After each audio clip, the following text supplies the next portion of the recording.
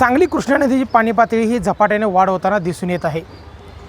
तब्बल 3 तासामध्ये 3 फुटानं पाणी वाढलं आहे। आता आपण सध्या आहोत सांगलीच्या कृष्णा नदी घाटावरती। आपण या ठिकाणी पाहू शकतो की 3 तासामध्ये जवळपास 3 फुटानं पाणी वाढलेलं आहे।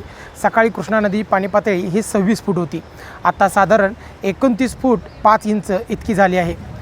कृष्णा नदीची पाणी पातळी झपाट्याने वाढ होत असताना प्रशासनाने कृष्णा नदी काठी असणाऱ्या गावांना सतर्क राहण्याचा इशारा देण्यात आलेला आहे।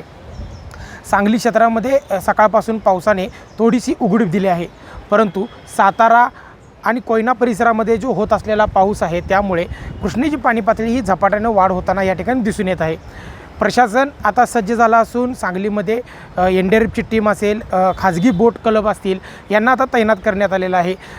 त्या माध्यमातून जे पूरग्रस्त भाग आहे, जो 30 फुटावरती पाणी पातळी गेल्यानंतर ज्या भागात पाणी जातं त्या ठिकाणी आता स्वतःहून नागरिकांनी स्थलांतर होण्यासाठी सुरुवात केलेली आहे।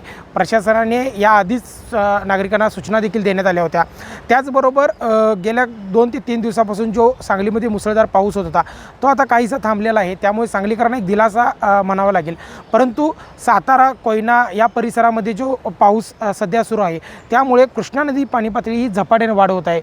याच पार्श्वभूमीवर प्रशासन आता सतर्क झालं आहे। प्रशासनाने नदीकाठच्या गावांना सतर्कतेचा राहण्याचा इशारा देण्यात आला आहे। स्वप्नील एरंडोलीकर, LS मराठी, सांगली।